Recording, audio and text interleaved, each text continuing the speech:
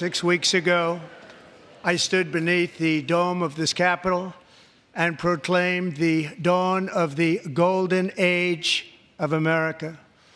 From that moment on, it has been nothing but swift and unrelenting action to usher in the greatest and most successful era in the history of our country. We have accomplished more in 43 days than most administrations accomplished in 4 years or 8 years, and we are just getting started.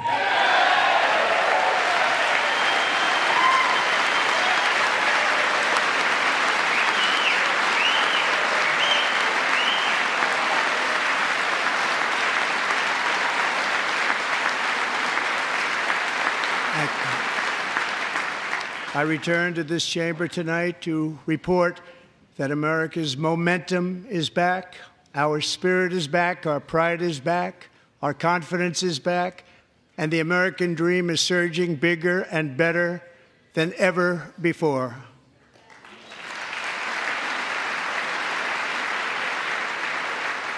The American dream is unstoppable, and our country is on the verge of a comeback, the likes of which the world has never witnessed and perhaps will never witness again. There's never been anything like it. The presidential election of November 5th was a mandate like has not been seen in many decades. We won all 7 swing states, giving us an electoral college victory of 312 votes.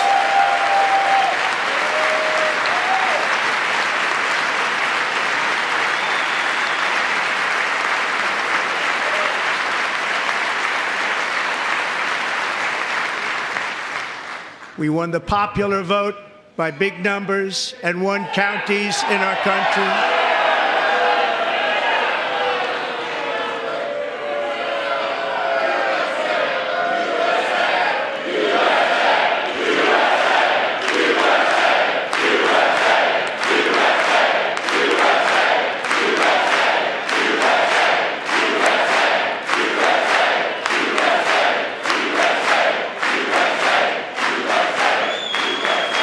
And won counties in our country, 2,700 to 525, on a map that reads almost completely red for Republican.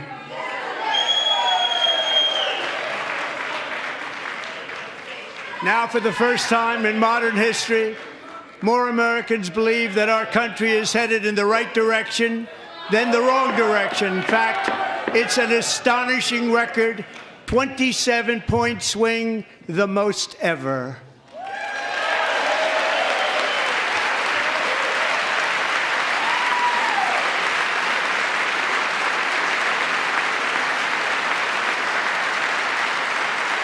Likewise, small business optimism saw its single largest one-month gain ever recorded, a 41-point jump.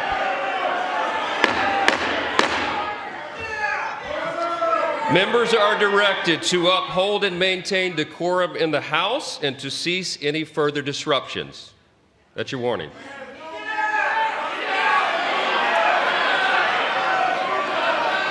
Members are engaging in willful and continuing breach of decorum, and the chair is prepared to direct the Sergeant-at-Arms to restore order to the joint session.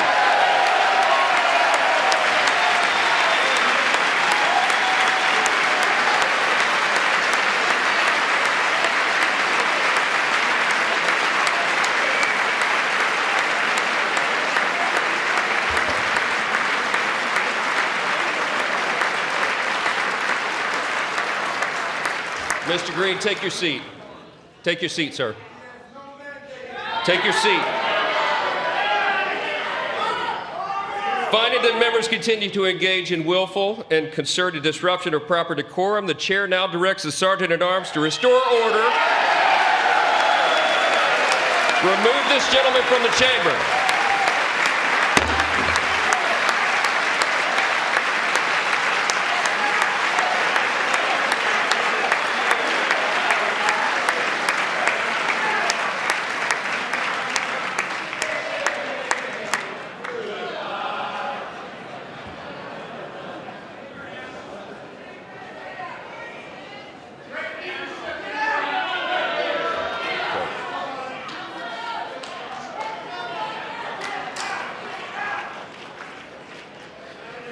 Members are directed to uphold and maintain decorum in the House. Mr. President, you continue. Thank you. Over the past 6 weeks, I have signed nearly 100 executive orders and taken more than 400 executive actions, a record to restore common sense, safety, optimism, and wealth all across our wonderful land. The people elected me to do the job, and I'm doing it.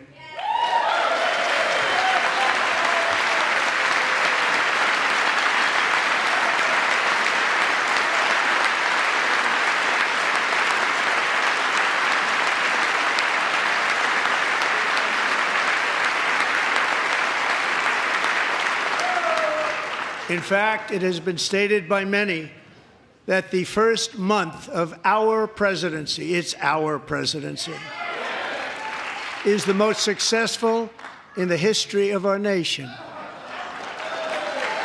By many.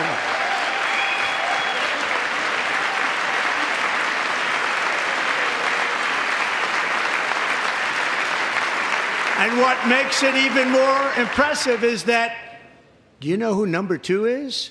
George Washington. How about that? How about that? I don't know about that list, but we'll take it. Within hours of taking the oath of office, I declared a national emergency on our southern border, and I deployed the U.S. military and Border Patrol to repel the invasion of our country. And what a job they've done. As a result, illegal border crossings last month were by far the lowest ever recorded, ever.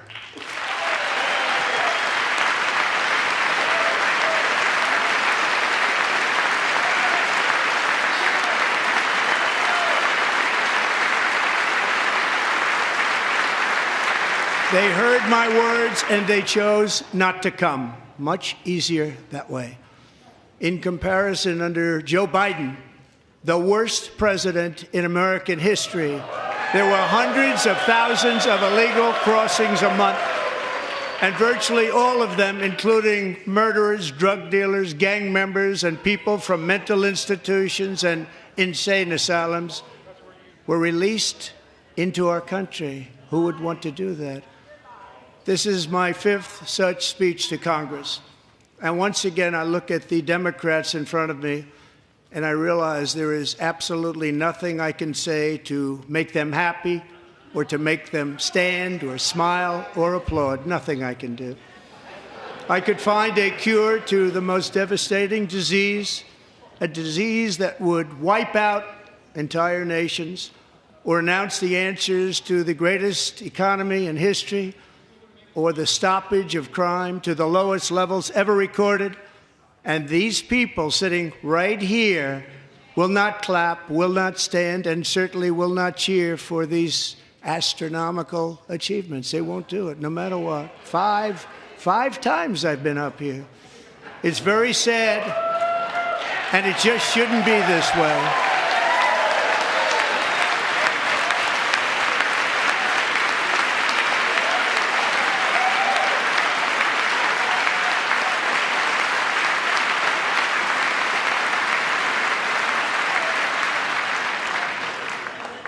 So Democrats sitting before me, for just this one night, why not join us in celebrating so many incredible wins for America? For the good of our nation, let's work together and let's truly make America great again.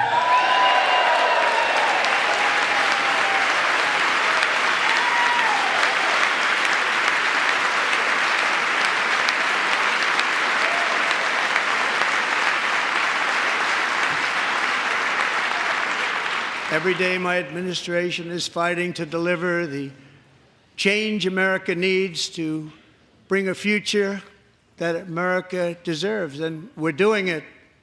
This is a time for big dreams and bold action.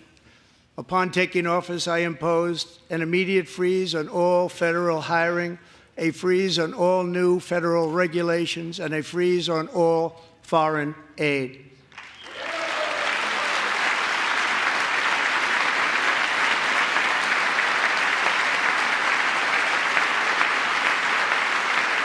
I terminated the ridiculous Green New Scam. I withdrew from the unfair Paris Climate Accord, which was costing us trillions of dollars that other countries were not paying. I withdrew from the corrupt World Health Organization.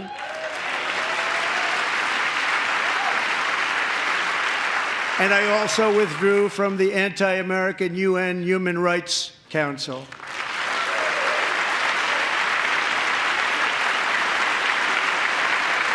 We ended all of Biden's environmental restrictions that were making our country far less safe and totally unaffordable. And importantly, we ended the last administration's insane electric vehicle mandate, saving our auto workers and companies from economic destruction.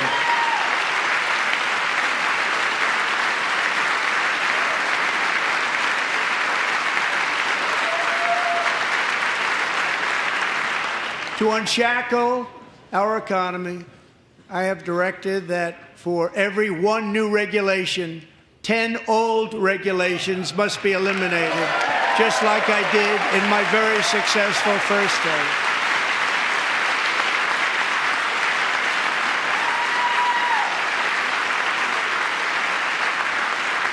And in that first term, we set records on ending unnecessary rules and regulations like no other president had done before.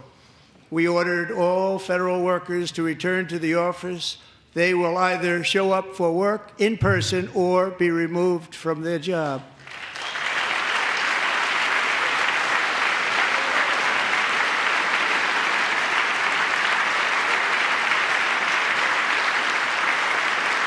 And we have ended weaponized government where, as an example, a sitting president is allowed to viciously prosecute his political opponent, like me. How did that work out? Not too good. Not too good.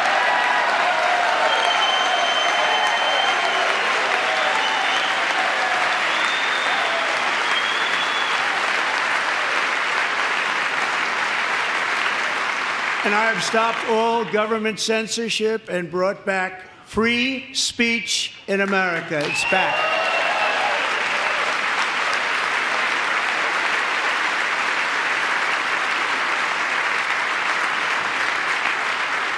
And 2 days ago, I signed an order making English the official language of the United States of America.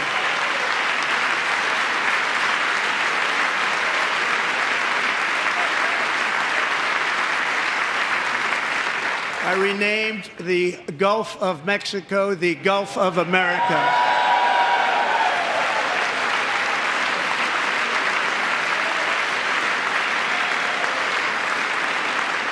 And likewise, I renamed, for a great president, William McKinley, Mount McKinley again.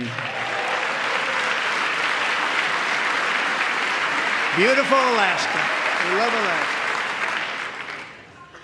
We've ended the tyranny of so-called diversity, equity, and inclusion policies all across the entire federal government and indeed the private sector and our military.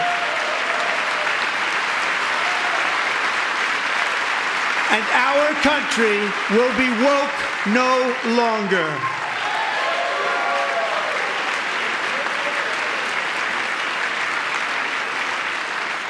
We believe that whether you are a doctor, an accountant, a lawyer, or an air traffic controller, you should be hired and promoted based on skill and competence, not race or gender. Very important.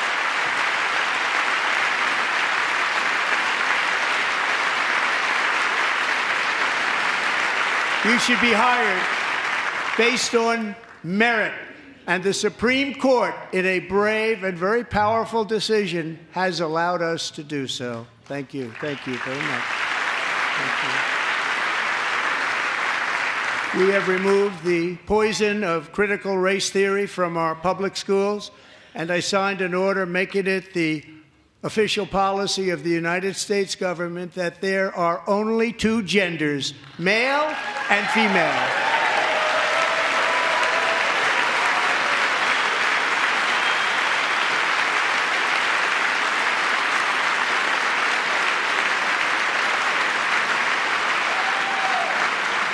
I also signed an executive order to ban men from playing in women's sports.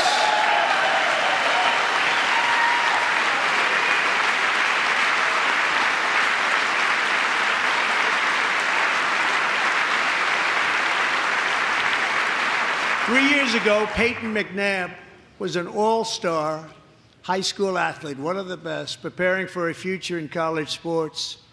But when her girls' volleyball match was invaded by a male, he smashed the ball so hard in Peyton's face, causing traumatic brain injury, partially paralyzing her right side and ending her athletic career. It was a shot like she's never seen before. She's never seen anything like it. Peyton is here tonight in the gallery, and Peyton, from now on, schools will kick the men off the girls' team, or they will lose all federal funding.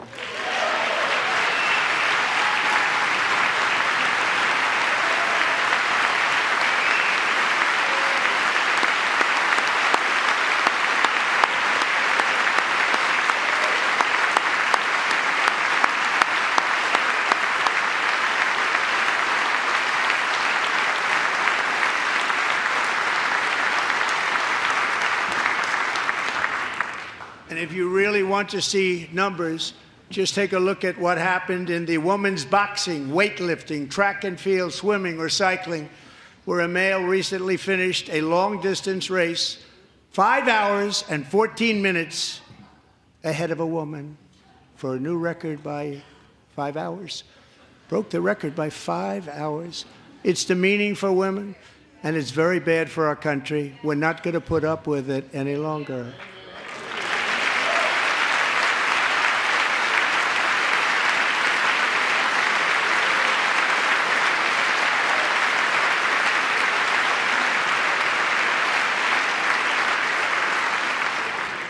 What I have just described is only a small fraction of the common sense revolution that is now, because of us, sweeping the entire world. Common sense has become a common theme, and we will never go back. Never. Never going to let that happen. Among my very highest priorities is to rescue our economy and get dramatic and immediate relief to working families. As you know, we inherited from the last administration an economic catastrophe and an inflation nightmare. Their policies drove up energy prices, pushed up grocery costs, and drove the necessities of life out of reach for millions and millions of Americans. They've never had anything like it. We suffered the worst inflation in 48 years, but perhaps even in the history of our country. They're not sure. As president, I'm fighting every day to reverse this damage and make America affordable again.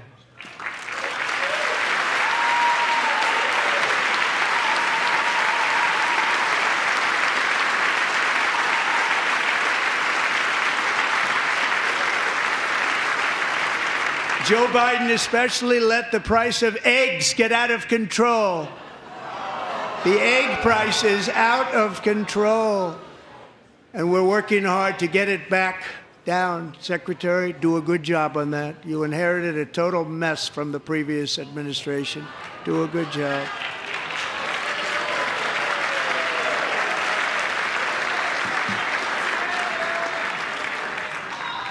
A major focus of our fight to defeat inflation is rapidly reducing the cost of energy. The previous administration cut the number of new oil and gas leases by 95%, slowed pipeline construction to a halt, and closed more than 100 power plants. We are opening up many of those power plants right now.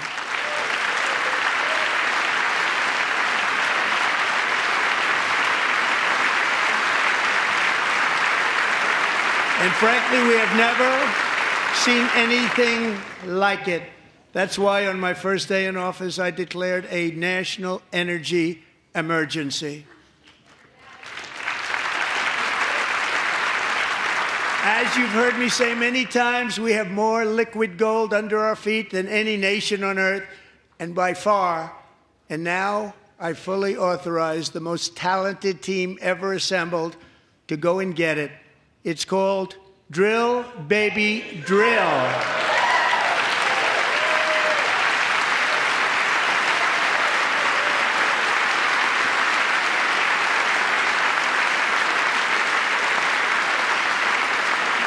My administration is also working on a gigantic natural gas pipeline in Alaska, among the largest in the world, where Japan, South Korea, and other nations want to be our partner with investments of trillions of dollars each. There's never been anything like that one.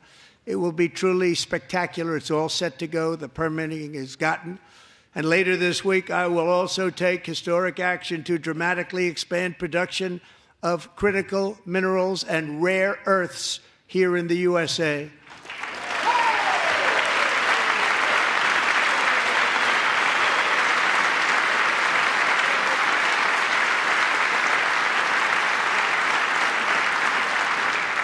To further combat inflation, we will not only be reducing the cost of energy, but will be ending the flagrant waste of taxpayer dollars.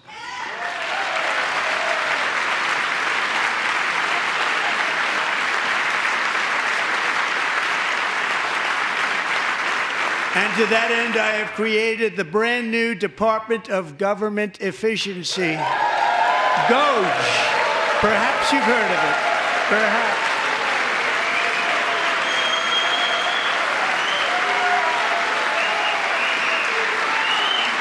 Which is headed by Elon Musk, who is in the gallery tonight.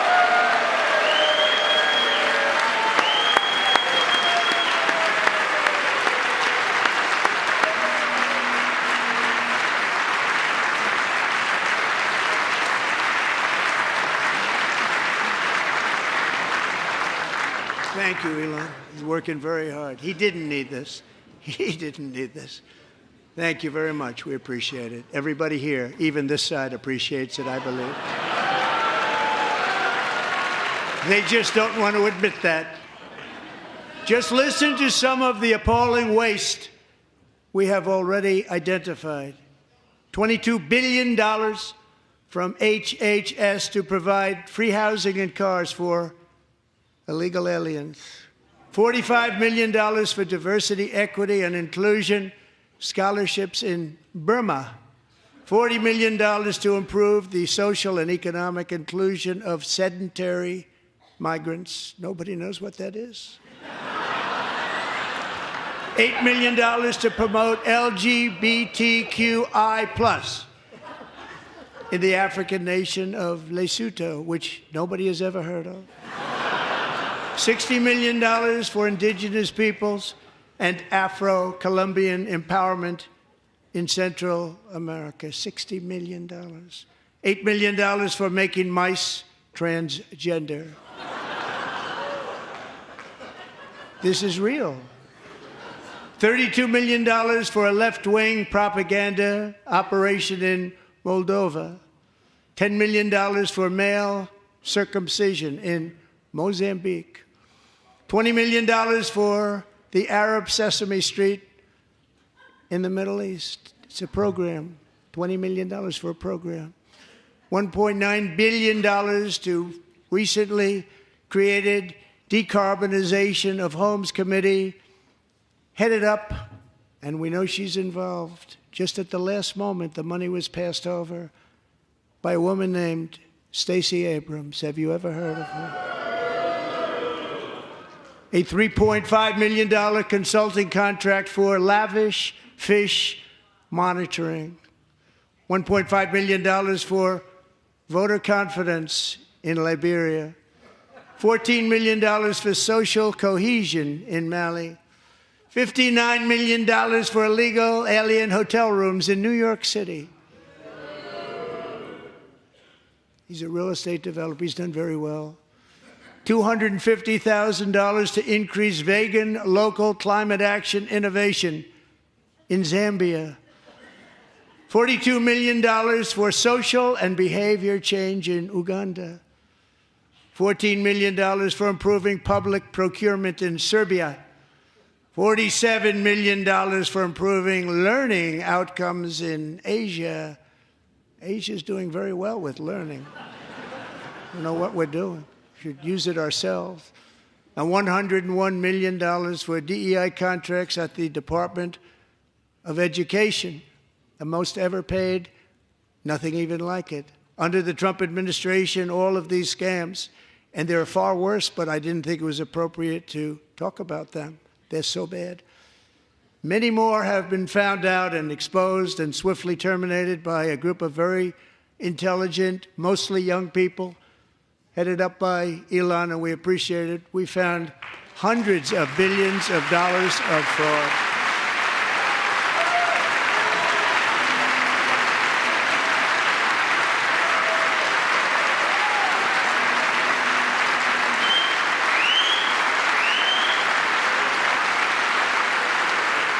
And we've taken back the money and reduced our debt to fight inflation and other things.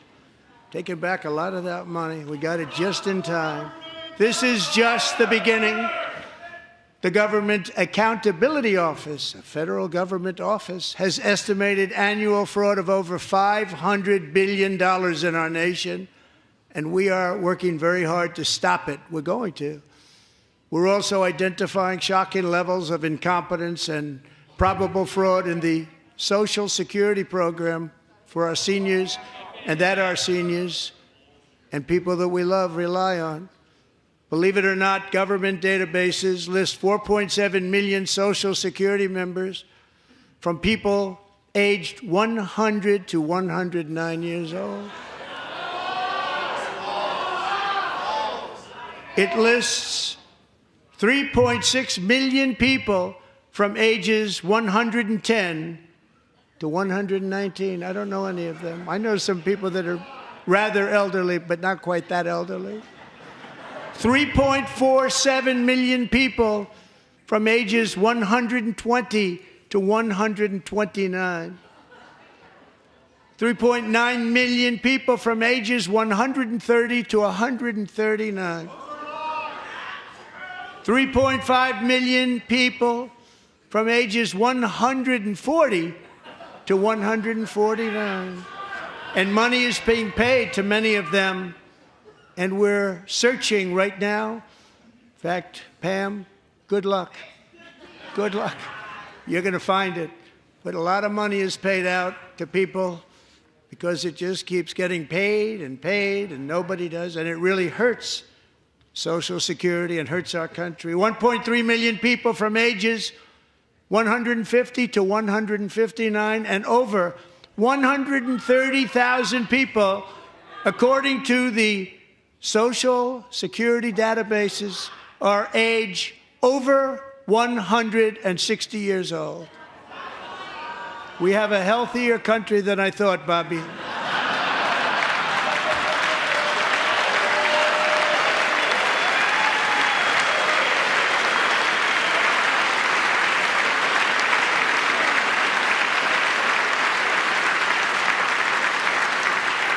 Including, to finish, 1,039 people between the ages of 220 and 229, one person between the age of 240 and 249, and one person is listed at 360 years of age.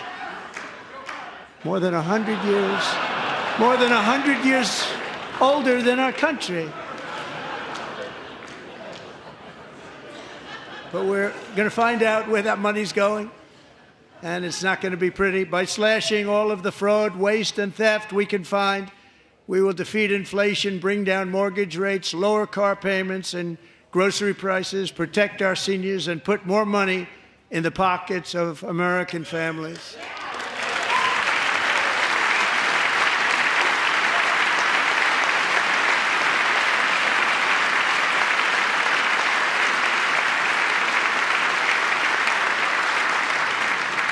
And today, interest rates took a beautiful drop, big, beautiful drop. It's about time. And in the near future, I want to do what has not been done in 24 years, balance the federal budget. We're going to balance it.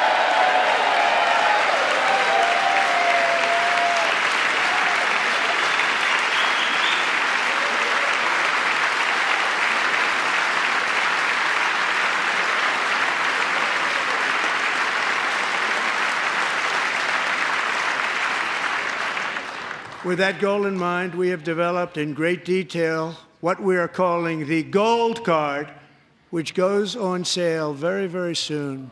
For $5 million, we will allow the most successful job-creating people from all over the world to buy a path to U.S. citizenship. It's like the green card, but better and more sophisticated. And these people will have to pay tax in our country. They won't have to pay tax from where they came. The money that they've made, you wouldn't want to do that, but they have to pay tax, create jobs. They'll also be taking people out of colleges and paying for them so that we can keep them in our country instead of having them being forced out. Number one, at the top school, as an example, being forced out and not being allowed to stay and create tremendous numbers of jobs and great success for a company out there. So while we take out the criminals, killers, traffickers, and child predators who are allowed to enter our country under the open border policy of these people, the Democrats, the Biden administration, the open border insane policies that you've allowed to destroy our country, we will now bring in brilliant, hardworking, job-creating people. They're going to pay a lot of money, and we're going to reduce our debt with that money.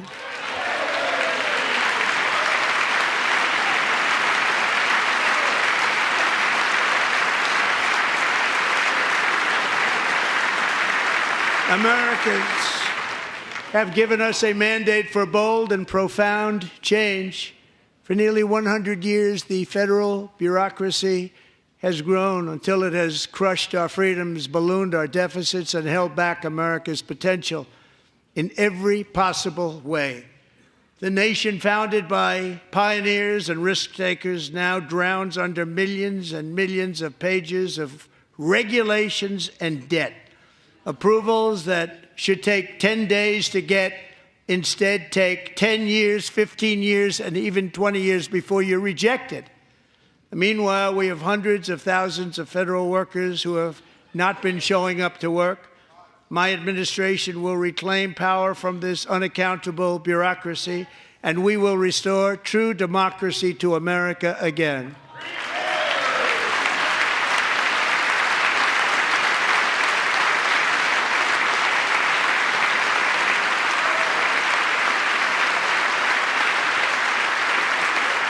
And any federal bureaucrat who resists this change will be removed from office immediately. Because we are draining the swamp. It's very simple. And the days of rule by unelected bureaucrats are over.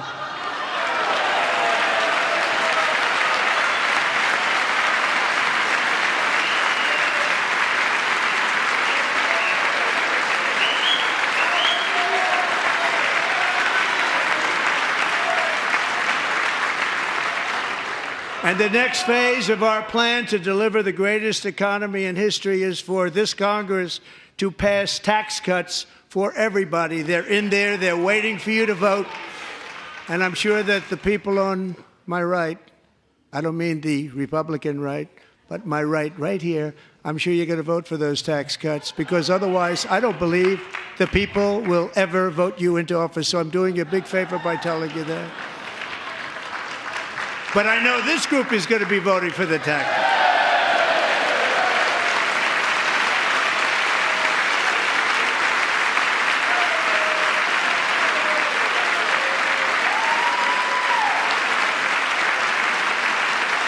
Thank you. It's a very, very big part of our plan. We had tremendous success in our first term with it. A very big part of our plan. We're seeking permanent income tax cuts all across the board. And to get urgently needed relief to Americans hit especially hard by inflation, I'm calling for no tax on tips, no tax on overtime, and no tax on Social Security benefits for our great seniors.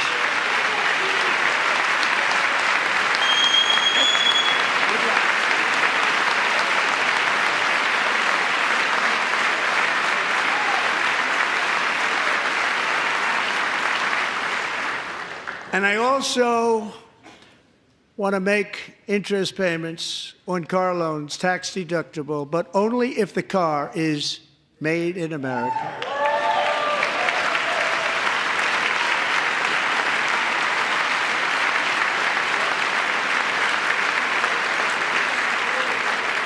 And by the way, we're going to have growth in the auto industry like nobody's ever seen. Plants are opening up all over the place. Deals are being made.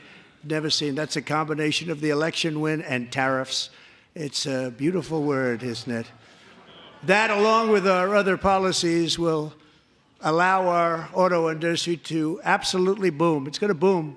Spoke to the majors today, all three, the top people, and they're so excited. In fact, already numerous car companies have announced that they will be building massive automobile plants in America, with Honda just announcing a new plant in Indiana, one of the largest anywhere in the world.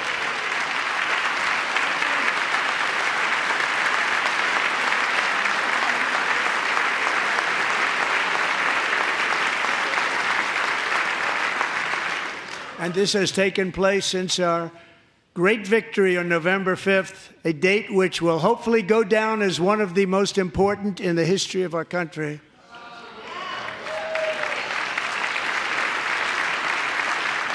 In addition, as part of our tax cuts, we want to cut taxes on domestic production and all manufacturing. And just as we did before, we will provide 100% expensing.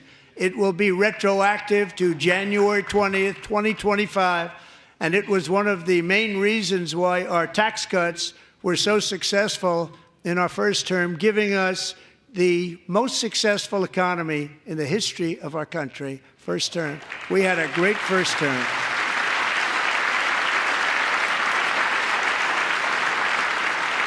If you don't make your product in America, however, under the Trump administration, you will pay a tariff, and in some cases, a rather large one.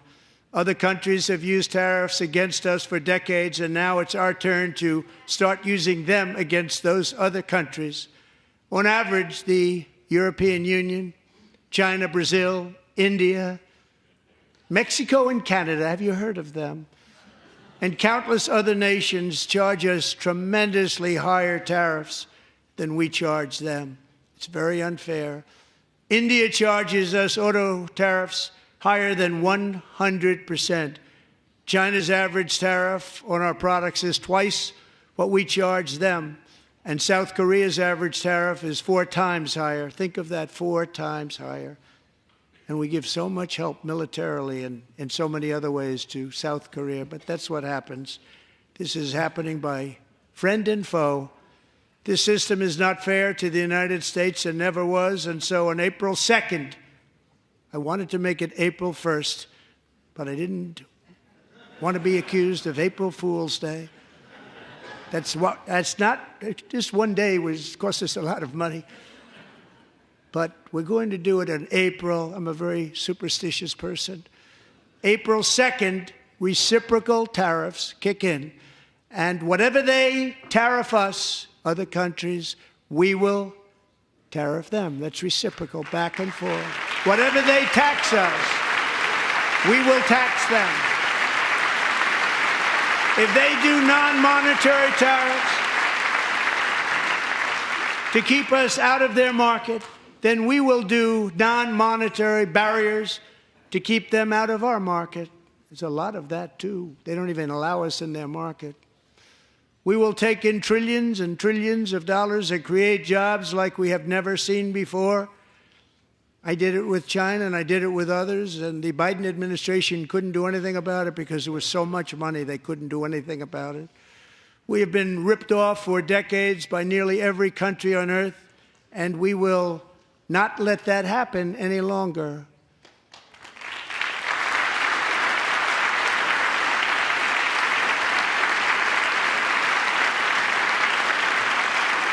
Much has been said over the last 3 months about Mexico and Canada, but we have very large deficits with both of them. But even more importantly, they've allowed fentanyl to come into our country at levels never seen before, killing hundreds of thousands of our citizens and many very young, beautiful people, destroying families.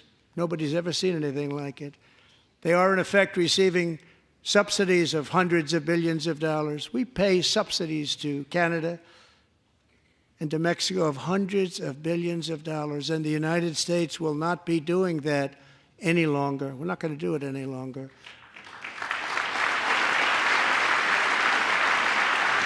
Thanks to our America First policies we're putting into place, we have had $1.7 trillion of new investment in America in just the past few weeks. The combination of the election and our economic policies that people of SoftBank, one of the most brilliant anywhere in the world, announced a $200 billion investment. OpenAI and Oracle, Larry Ellison, announced $500 billion investment, which they wouldn't have done if Kamala had won. Apple announced $500 billion investment. Tim Cook called me. He said, I cannot spend it fast enough. It's going to be much higher than that, I believe. They'll be building their plants here instead of in China. And just yesterday, Taiwan Semiconductor, the biggest in the world, most powerful in the world, has a tremendous amount, 97% of the market, announced a $165 billion investment to build the most powerful chips on earth right here in the USA.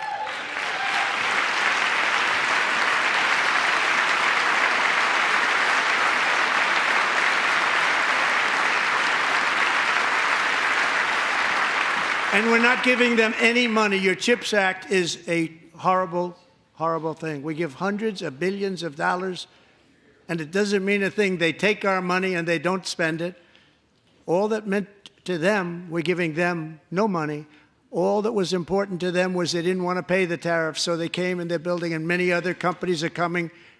We don't have to give them money. We just want to protect our businesses and our people. And they will come because they won't have to pay tariffs if they build in America. So it's very amazing. You should get rid of the CHIP Act, and whatever's left over, Mr. Speaker, you should use it to reduce debt or any other reason you want to.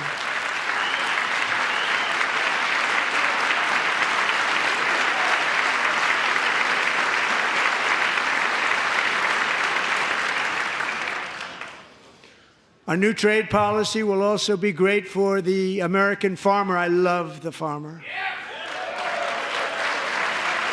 Who will now be selling into our home market, the USA, because nobody is going to be able to compete with you. Because those goods that come in from other countries and companies, they're really in a bad position in so many different ways. They're uninspected. They may be very dirty and disgusting, and they come in and they pour in, and they hurt our American farmers. The tariffs will go on agricultural product coming into America, and our farmers, starting on April 2nd, it may be a little bit of an adjustment period. We had that before when I made the deal with China, $50 billion of purchases, and I said, just bear with me, and they did. They did. Probably have to bear with me again, and this will be even better. That was great. The problem with it was that Biden didn't enforce it. He didn't enforce it. $50 billion of purchases, and we were doing great, but Biden did not enforce it, and it hurt our farmers. But our farmers are going to have a field day right now. So to our farmers, have a lot of fun. I love you too. I love you too. It's all going to happen.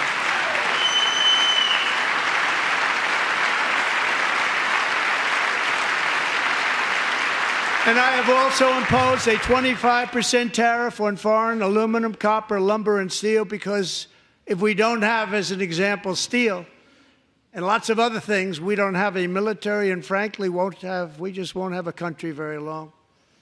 Here today is a proud American steelworker, fantastic person from Decatur, Alabama, Jeff Denard. Has been working at the same steel plant for 27 years in a job that has allowed him to serve as the captain of his local volunteer fire department, raise 7 children with his beautiful wife, Nicole, and over the years provide a loving home for more than 40 foster children. So great, Jeff.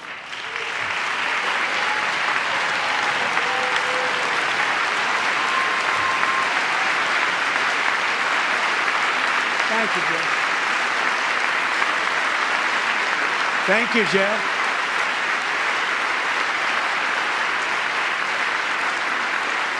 Stories like Jeff's remind us that tariffs are not just about protecting American jobs. They're about protecting the soul of our country. Tariffs are about making America rich again and making America great again, and it's happening, and it will happen rather quickly. There'll be a little disturbance, but we're okay with that. It won't be much. No, you're not. Oh. And look where Biden took us, very low, the lowest we've ever been. Jeff, I want to thank you very much. And I also want to recognize another person who has devoted herself to foster care community. She works so hard on it. A very loving person, our magnificent First Lady of the United States.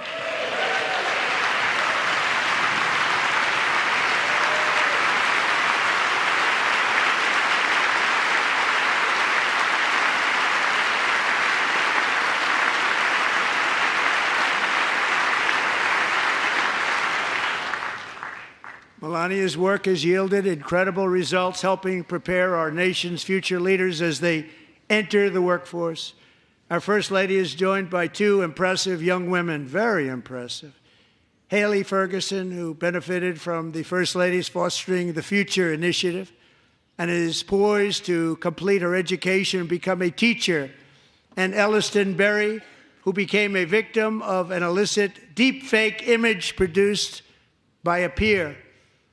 With Elliston's help, the Senate just passed the Take It Down Act, and this is so important. Thank you very much, John. John Thune, thank you. Stand up, John. Thank you, John.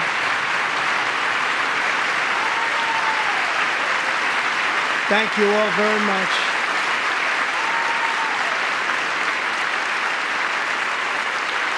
Thank you.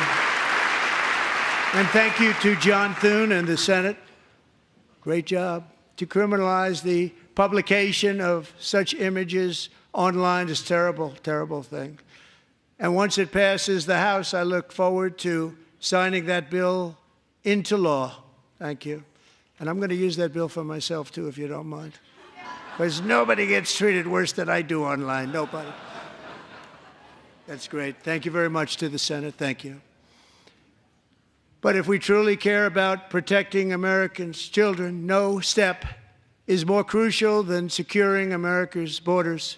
Over the past 4 years, 21 million people poured into the United States. Many of them were murderers, human traffickers, gang members, and other criminals from the streets of dangerous cities all throughout the world.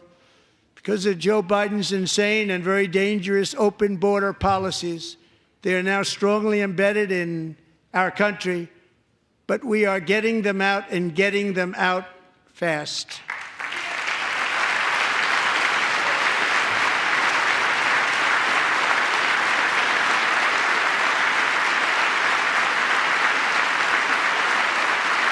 And I want to thank Tom Homan and Christy. I want to thank you and Paul of Border Patrol.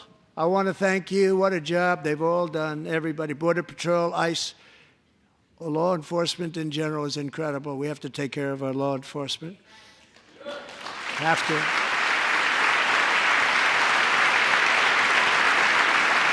Last year,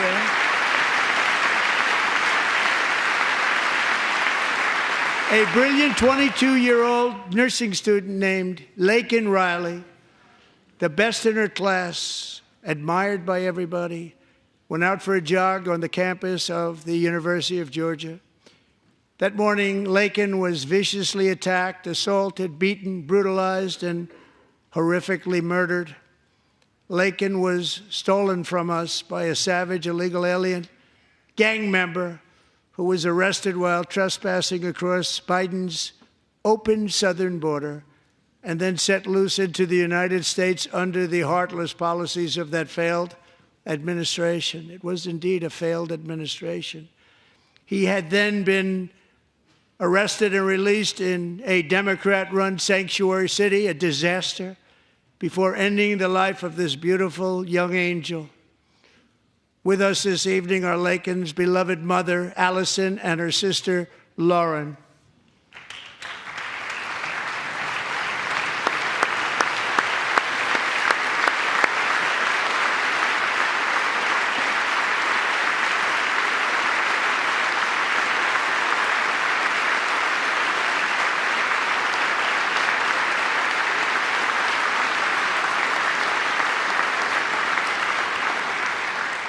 Last year, I told Laken's grieving parents that we would ensure their daughter would not have died in vain.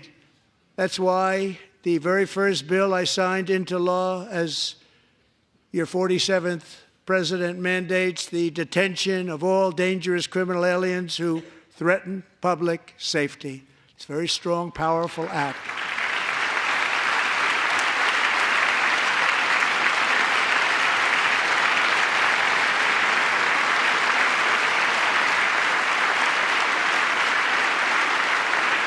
It's called the Laken-Riley Act. So Allison and Lauren, America will never, ever forget our beautiful Laken Hope Riley.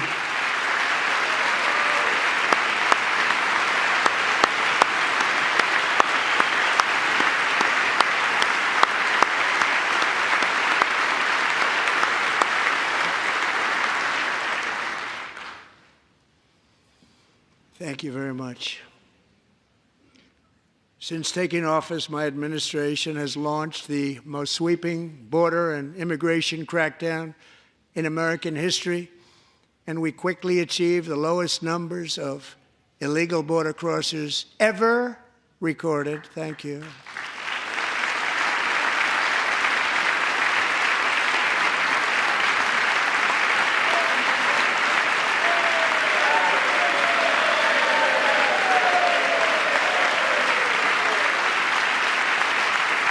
The media and our friends in the Democrat Party kept saying we needed new legislation, we must have legislation to secure the border.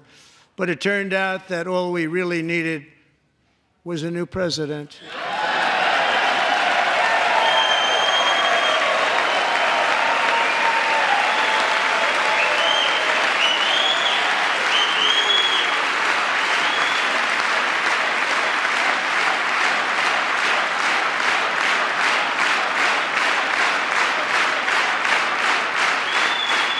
Thank you. Joe Biden didn't just open our borders, he flew illegal aliens over them to overwhelm our schools, hospitals, and communities throughout the country. Entire towns like Aurora, Colorado, and Springfield, Ohio, buckled under the weight of the migrant occupation and corruption like nobody's ever seen before. Beautiful towns destroyed. Now, just as I promised in my inaugural address, we are achieving the great liberation of America.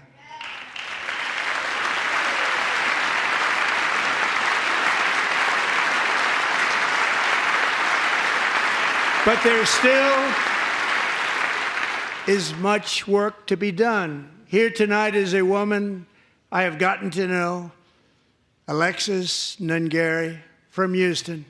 Wonderful woman. Last June, Alexis's 12-year-old daughter, her precious Jocelyn, walked to a nearby convenience store. She was kidnapped, tied up, assaulted for 2 hours under a bridge, and horrifically murdered. Arrested and charged with this heinous crime are 2 illegal alien monsters from Venezuela, released into America by the last administration through their ridiculous open border.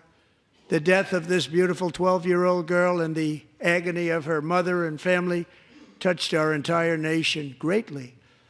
Alexis, I promised that we would always remember your daughter, your magnificent daughter, and earlier tonight I signed an order keeping my word to you. One thing I have learned about Jocelyn is that she loved animals so much. She loved nature. Across Galveston Bay, from where Jocelyn lived in Houston, you will find a magnificent national wildlife refuge, a pristine, peaceful, 34,000-acre sanctuary for all of God's creatures on the edge of the Gulf of America. Alexis, moments ago, I formally renamed that refuge in loving memory of your beautiful daughter, Jocelyn. So, Mr. Vice President, if you would, may I have the order?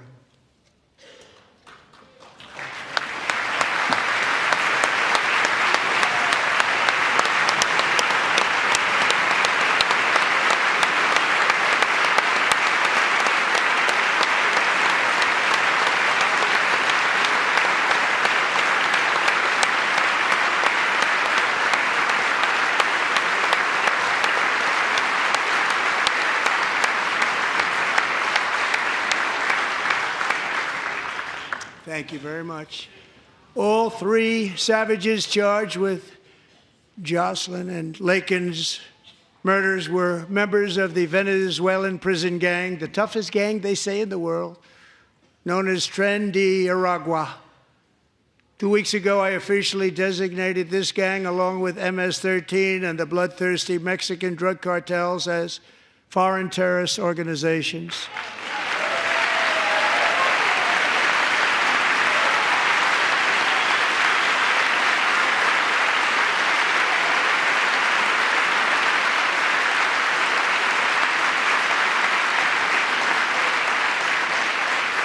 They are now officially in the same category as ISIS, and that's not good for them. Countless thousands of these terrorists were welcomed into the U.S. by the Biden administration. But now every last one will be rounded up and forcibly removed from our country, or, if they're too dangerous, put in jails, standing trial in this country, because we don't want them to come back ever. With us this evening is a warrior on the front lines of that battle, Border Patrol Agent Roberto Ortiz. Great guy.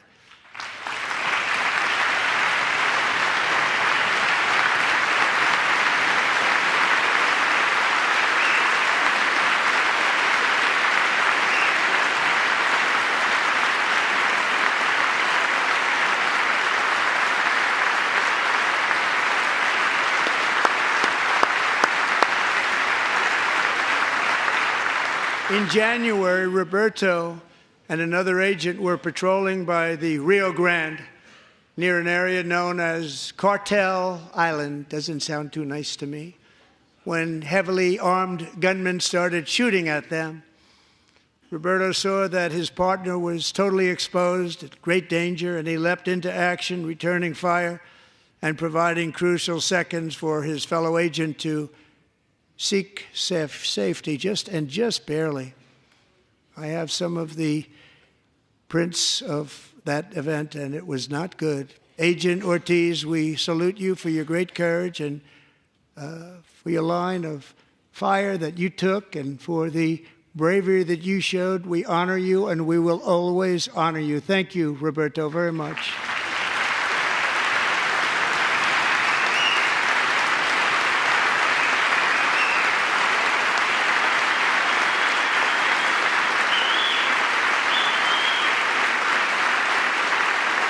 Thank you, Roberto. And I actually got to know him on my many calls to the border.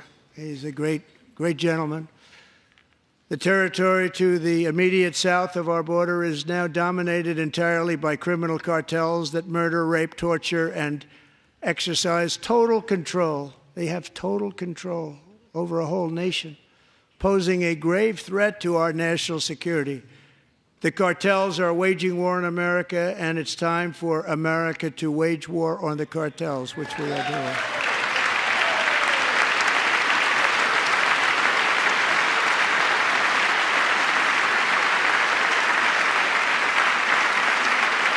Five nights ago, Mexican authorities, because of our tariff policies being imposed on them, think of this, handed over to us 29 of the biggest cartel leaders in their country. That has never happened before. They want to make us happy. First time ever. But we need Mexico and Canada to do much more than they've done, and they have to stop the fentanyl and drugs pouring into the USA. They're going to stop it. I have sent Congress a detailed funding request laying out exactly how we will eliminate these threats to protect our homeland and complete the largest deportation operation in American history, larger even than current record holder President Dwight D. Eisenhower, a moderate man, but someone who believed very strongly in borders. Americans expect Congress to send me this funding without delay so I can sign it into law. So, Mr. Speaker, John Thune, both of you, I hope you're going to be able to do that, Mr. Speaker. Thank you. Mr. Leader, thank you. Thank you very much. And let's get it to me. I'll sign it so fast, you won't even believe it.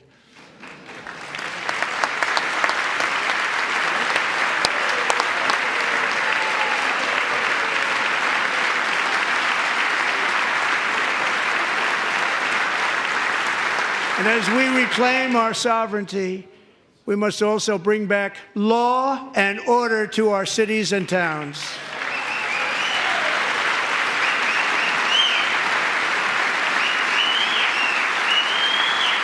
In recent years, our justice system has been turned upside down by radical left lunatics. Many jurisdictions virtually ceased enforcing the law against dangerous repeat offenders while weaponizing law enforcement against political opponents like me. My administration has acted swiftly and decisively to restore fair, equal, and impartial justice under the constitutional rule of law, starting at the FBI and the DOJ. Pam, good luck. Cash, wherever you may be, good luck. Good luck. Pam Bondi, good luck. So important. Going to do a great job. Cash, thank you. Thank you, Cash.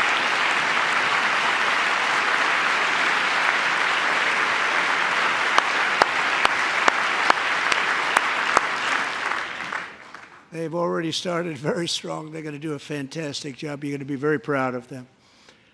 We're also once again giving our police officers the support, protection, and respect they so dearly deserve. They have to get it. They have such a hard, dangerous job, but we're going to make it less dangerous. The problem is the bad guys don't respect the law, but they're starting to respect it, and they soon will respect it. This also includes our great fire departments throughout the country. Our firemen and women are unbelievable people, and we'll never forget them. And besides that, they voted for me in record numbers, so I have no choice.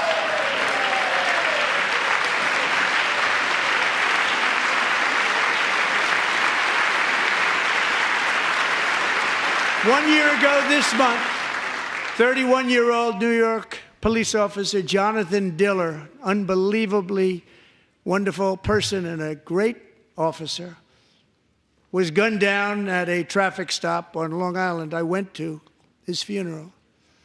The vicious criminal charged with his murder had 21 prior arrests, and they were rough arrests, too. He was a real bad one.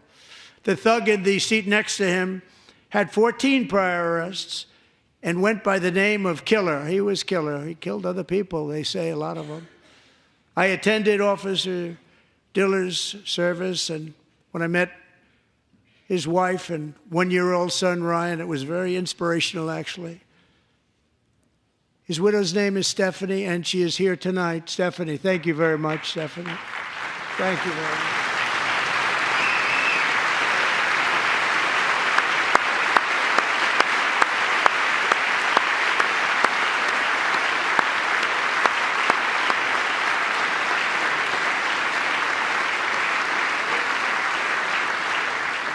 Stephanie, we're going to make sure that Ryan knows his dad was a true hero, New York's finest, and we're going to get these cold-blooded killers and repeat offenders off our streets, and we're going to do it fast. Got to stop it. They get out with 28 arrests. They push people into subway trains. They hit people over the head, back of the head with baseball bats. We got to get them out of here. I've already signed an executive order requiring a mandatory death penalty for anyone who murders a police officer, and tonight I'm asking Congress to pass that policy into permanent law.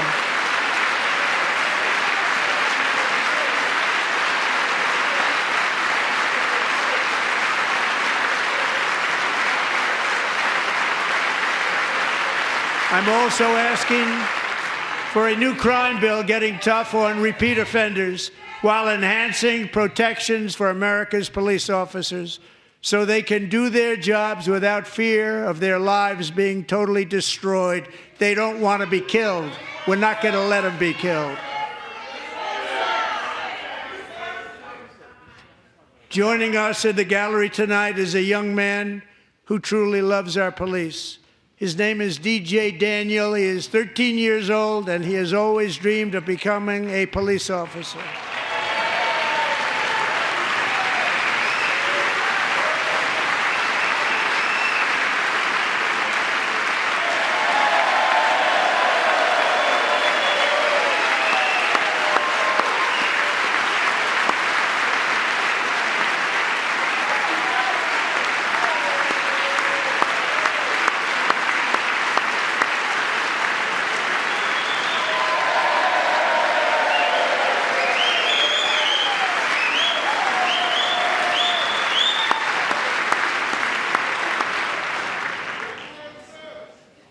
But in 2018, DJ was diagnosed with brain cancer. The doctors gave him 5 months at most to live. That was more than 6 years ago.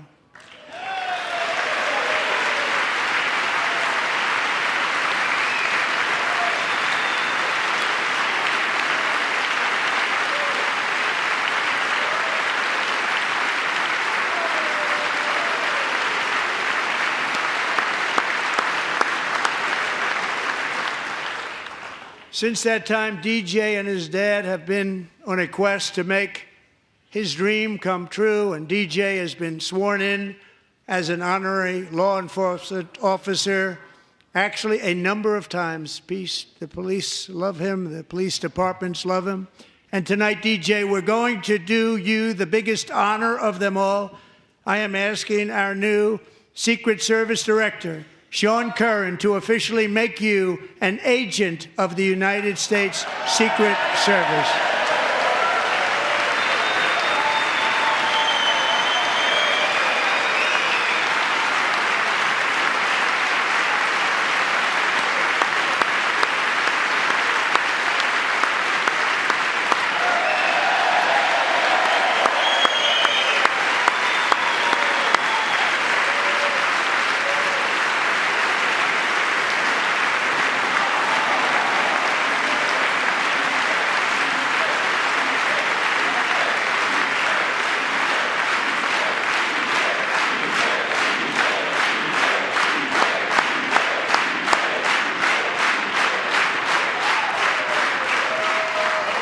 Thank you, DJ. DJ's doctors believe his cancer likely came from a chemical he was exposed to when he was younger.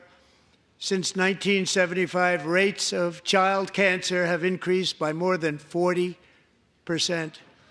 Reversing this trend is one of the top priorities for our new presidential commission to make America healthy again, chaired by our new Secretary of Health and Human Services, Robert F. Kennedy, Jr.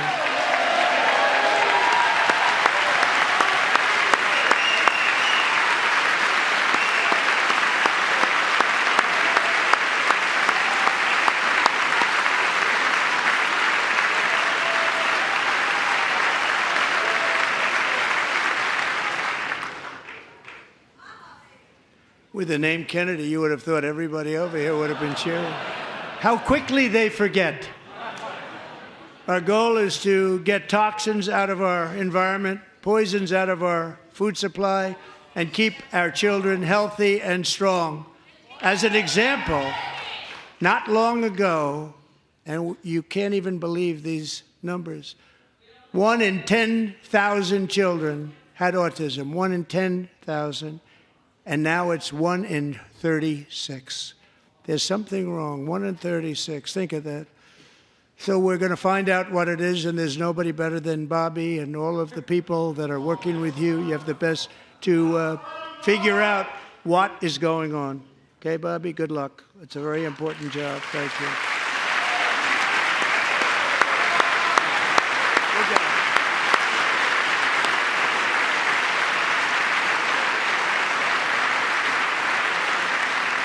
Thank you. My administration is also working to protect our children from toxic ideologies in our schools.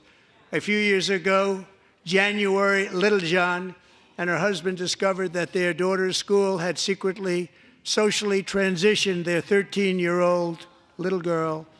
Teachers and administrators conspired to deceive January and her husband while encouraging her daughter to use a new name and pronouns. They, them pronoun, actually, all without telling January, who is here tonight and is now a courageous advocate against this form of child abuse. January, thank you. Thank you. Thank you very much.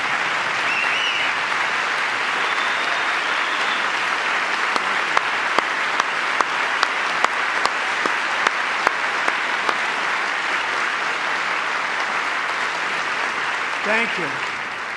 Stories like this are why, shortly after taking office, I signed an executive order banning public schools from indoctrinating our children with transgender ideology.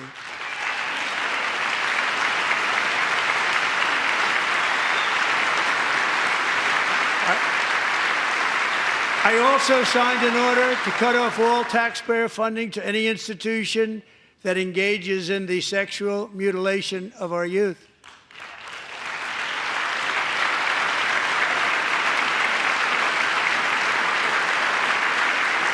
And now I want Congress to pass a bill permanently banning and criminalizing sex changes on children and forever ending the lie that any child is trapped in the wrong body.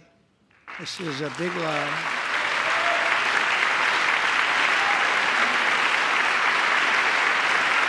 And our message to every child in America is that you are perfect exactly the way God made you.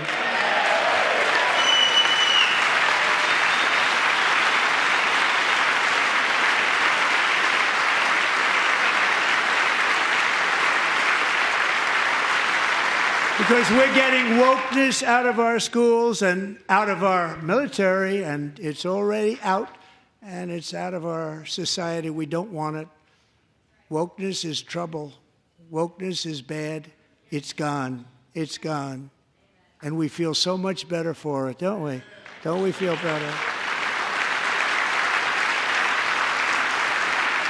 Our service members won't be activists and ideologues. They will be fighters and warriors. They will fight for our country. And Pete, congratulations. Secretary of Defense, congratulations.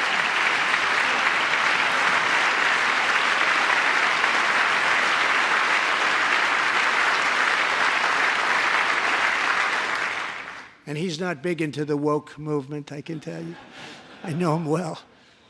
I am pleased to report that in January, the U.S. Army had its single best recruiting month in 15 years, and that all armed services are having among the best recruiting results ever in the history of our services. What a difference.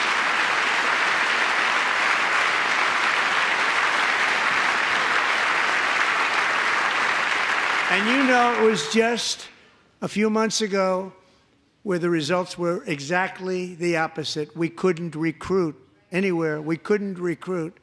Now we're having the best results just about that we've ever had. What a tremendous turnaround.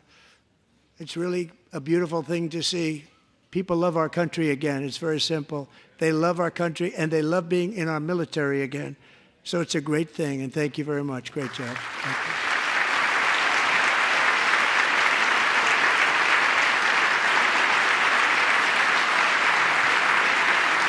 We're joined tonight by a young man, Jason Hartley, who knows the weight of that call of duty.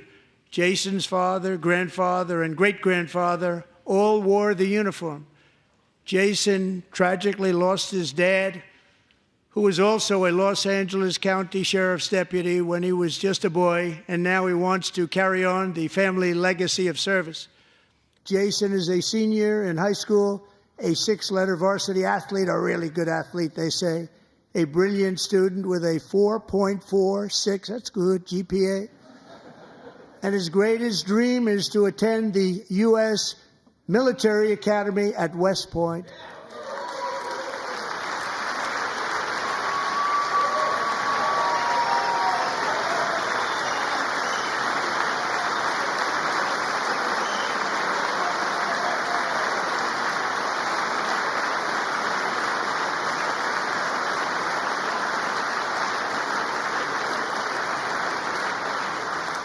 And Jason, that's a very big deal getting in. That's a hard one to get into. But I'm pleased to inform you that your application has been accepted. You will soon be joining the Corps of Cadets.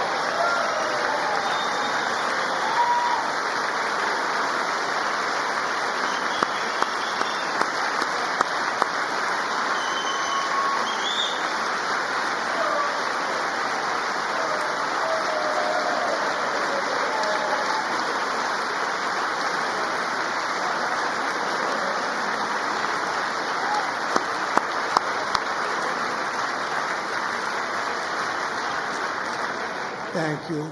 Jason, you're going to be on the long gray line, Jason. As Commander-in-Chief, my focus is on building the most powerful military of the future. As a first step, I'm asking Congress to fund a state-of-the-art Golden Dome missile defense shield to protect our homeland, all made in the USA.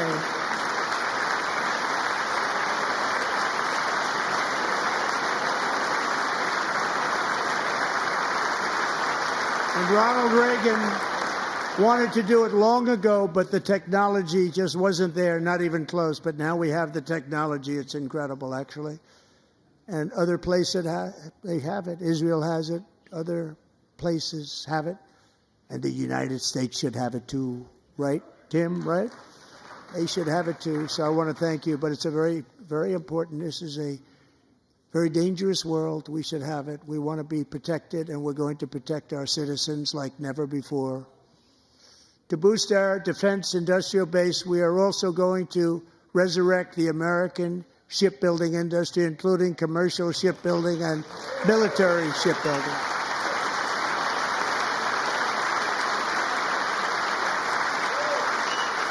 And for that purpose, I am announcing tonight that we will create a new Office of Shipbuilding in the White House and offer special tax incentives to bring this industry home to America, where it belongs. We used to make so many ships. We don't make them anymore very much, but we're going to make them very fast, very soon. It will have a huge impact. To further enhance our national security, my administration will be reclaiming the Panama Canal, and we've already started doing it.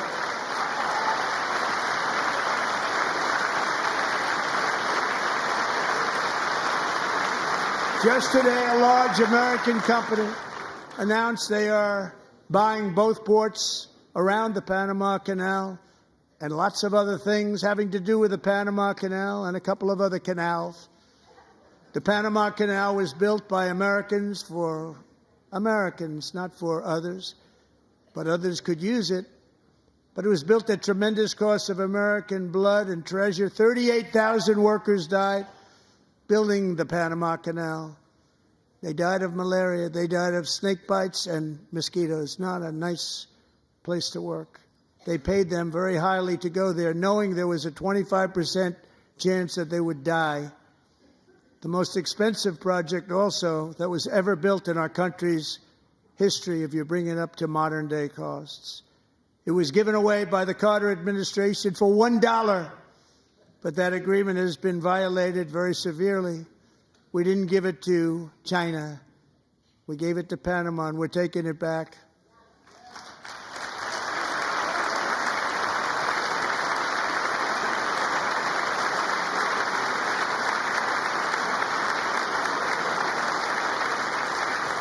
And we have Marco Rubio in charge. Good luck, Marco. Now, we know who to blame if anything goes wrong. Marco's been amazing, and he's going to do a great job. Think of it. He got 100 votes. You know, he was approved with actually 99, but the 100th was this gentleman, and I feel very certain. So let's assume he got 100 votes, and I'm either very, very happy about that or I'm very concerned about it. But he's already proven. I mean, he's a great gentleman. He's respected by everybody, and we appreciate you voting for Marco. He's going to do a fantastic job. Thank you. Thank you. He's doing a great job. Great job. And I also have a message tonight for the incredible people of Greenland. We strongly support your right to determine your own future. And if you choose, we welcome you into the United States of America. We need Greenland for national security and even international security, and we're working with everybody involved to try and get it. But we need it really for international world security, and I think we're going to get it. One way or the other, we're going to get it. We will keep you safe. We will make you rich, and together we will take Greenland to heights like you have never thought possible before.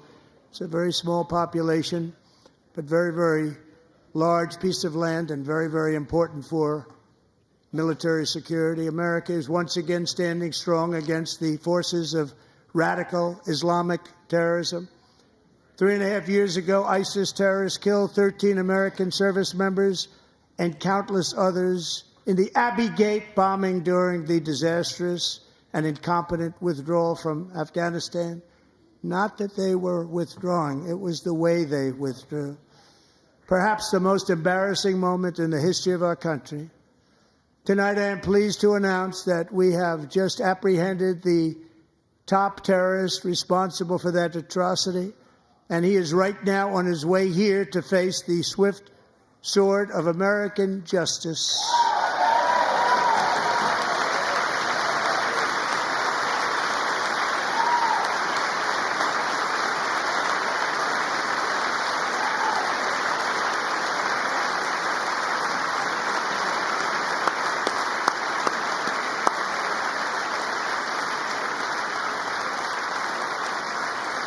And I want to thank especially the government of Pakistan for helping arrest this monster. This was a very momentous day for those 13 families who I actually got to know very well, most of them, whose children were murdered, and the many people that were so badly, over 42 people, so badly injured on that fateful day in Afghanistan. What a horrible day.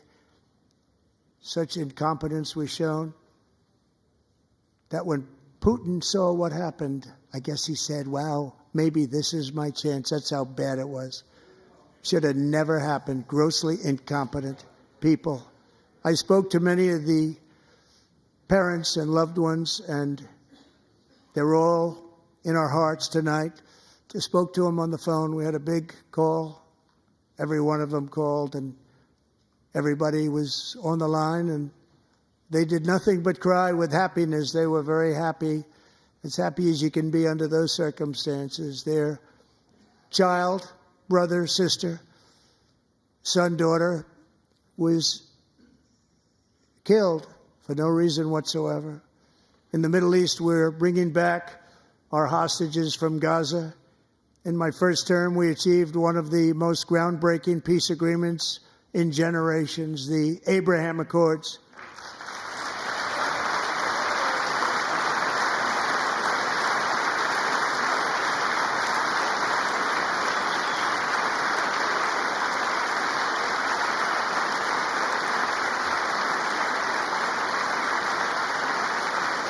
And now we're going to build on that foundation to create a more peaceful and prosperous future for the entire region. A lot of things are happening in the Middle East. People have been talking about that so much lately with everything going on with Ukraine and Russia.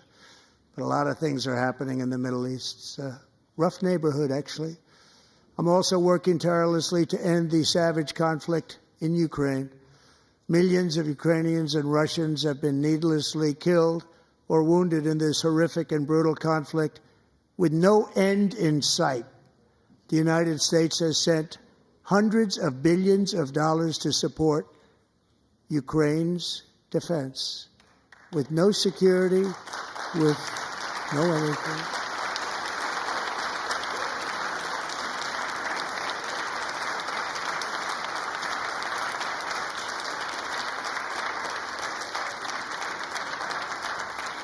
Do you want to keep it going for another 5 years?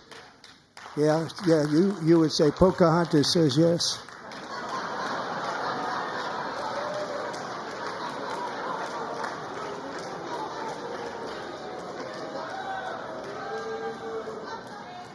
$2,000 people are being killed every single week.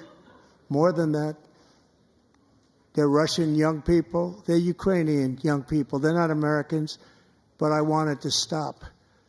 Meanwhile, Europe has sadly spent more money buying Russian oil and gas than they have spent on defending Ukraine, by far. Think of that. They've spent more buying Russian oil and gas than they have defending. And we've spent perhaps $350 billion, like taking candy from a baby. That's what happened. And they've spent $100 billion. What a difference that is. And we have an ocean separating us, and they don't. But we're getting along very well with them, and lots of good things are happening. Biden has authorized more money in this fight than Europe has spent by billions and billions of dollars. It's hard to believe that they wouldn't have stopped it and said at some point, come on, let's equalize. You got to be equal to us. But that didn't happen. Earlier today, I received an important letter from President Zelensky of Ukraine. The letter reads, Ukraine is ready to come to the negotiating table as soon as possible to bring lasting peace closer. Nobody wants peace more than the Ukrainians, he said.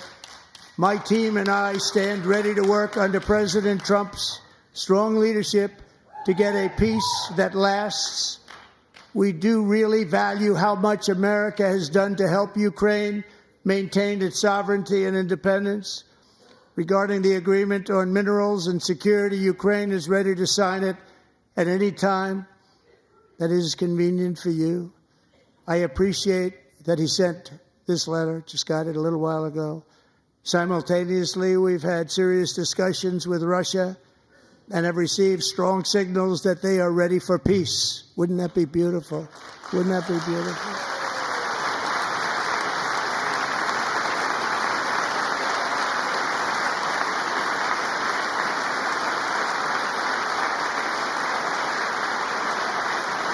Wouldn't that be beautiful?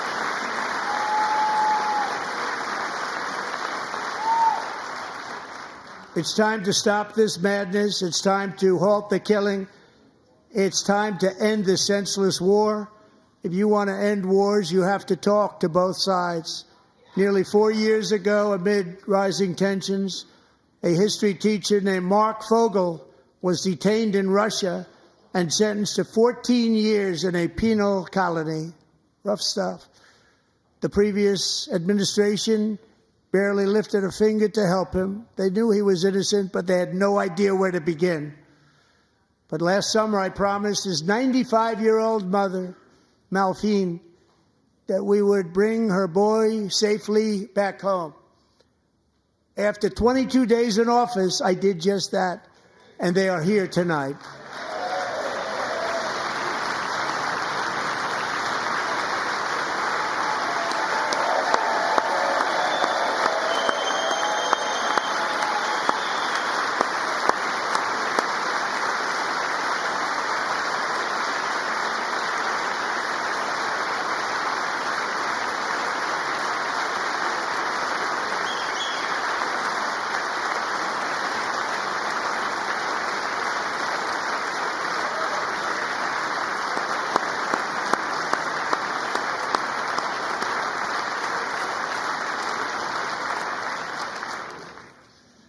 To Mark and his great mom, we are delighted to have you safe and sound and with us.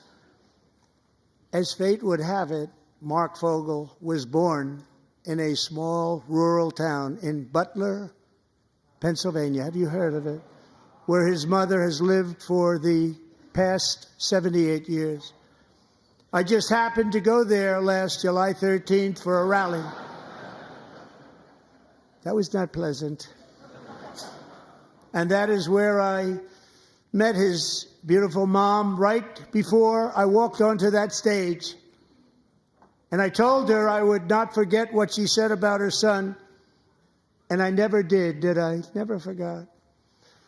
Less than 10 minutes later, at that same rally, gunfire rang out, and a sick and deranged assassin unloaded 8 bullets from his sniper's perch into a crowd of many thousands of people.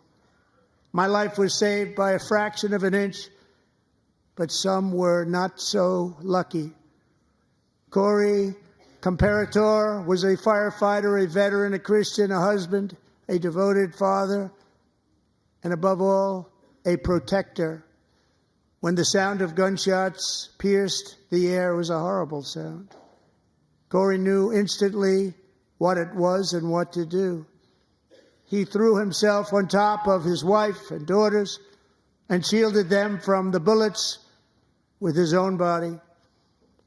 Corey was hit really hard. You know the story from there. He sacrificed his life to save theirs. 2 others, very fine people, were also seriously hit. But thankfully, with the help of 2 great country doctors, we thought they were gone and they were saved. So those doctors had great talent. We're joined by Corey's wife, Helen, who was his high school sweetheart, and their two beloved daughters, Allison and Kaylee. Thank you.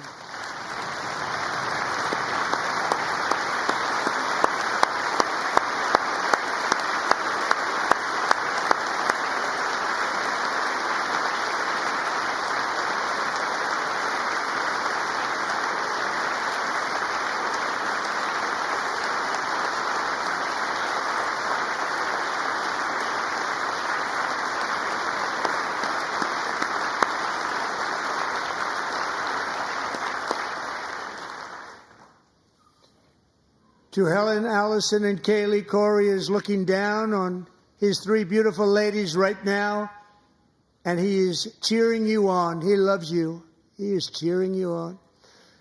Corey was taken from us much too soon, but his destiny was to leave us all with a shining example of the selfless devotion of a true American patriot.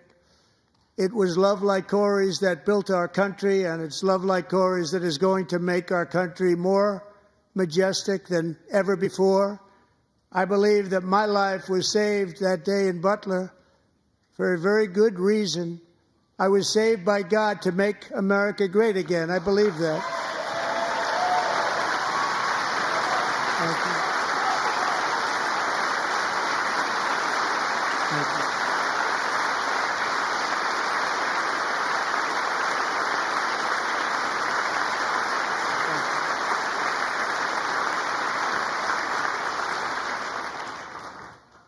Thank you very much. From the patriots of Lexington and Concord to the heroes of Gettysburg and Normandy, from the warriors who crossed the Delaware to the trailblazers who climbed the Rockies, and from the legends who soared at Kitty Hawk to the astronauts who touched the moon, Americans have always been the people who defied all odds, transcended all dangers, made the most extraordinary sacrifices, and did whatever it took to defend our children, our country, and our freedom.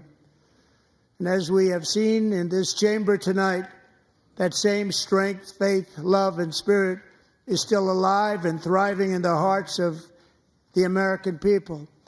Despite the best efforts of those who would try to censor us, silence us, break us, destroy us, Americans are today a proud, free, sovereign, and independent nation that will always be free, and we will fight for it till death. We will never let anything happen to our beloved country, because we are a country of doers, dreamers, fighters, and survivors. Our ancestors crossed a vast ocean, strode into the unknown wilderness, and carved their fortunes from the rock and soil of a perilous and very dangerous frontier. They chased our destiny across a boundless continent. They built the railroads, laid the highways, and graced the world with American marvels like the Empire State Building, the mighty Hoover Dam, and the towering Golden Gate Bridge. They lit the world with electricity, broke free of the force of gravity, fired up the engines of American industry, vanquished the communists, fascists, and Marxists all over the world, and gave us countless modern wonders sculptured out of iron, glass, and steel. We stand on the shoulders of these pioneers who won and built the modern age, these workers who poured their sweat into the skylines of our cities, these warriors who shed their blood on fields of battle and gave everything they had for our rights and for our freedom.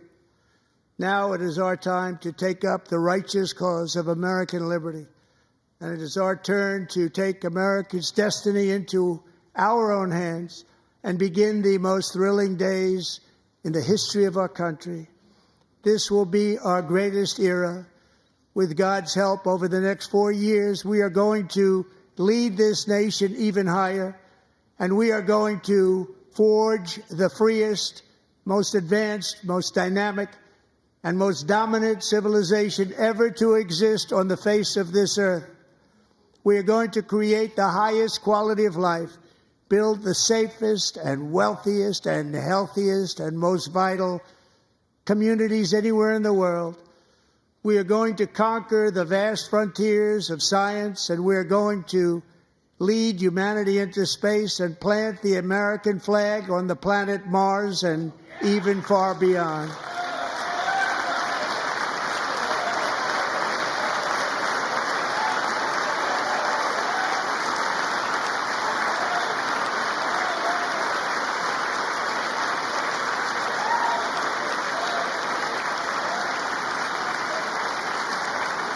And through it all, we are going to rediscover the unstoppable power of the American spirit. And we are going to renew unlimited promise of the American dream. Every single day, we will stand up and we will fight, fight, fight for the country our citizens believe in and for the country our people deserve.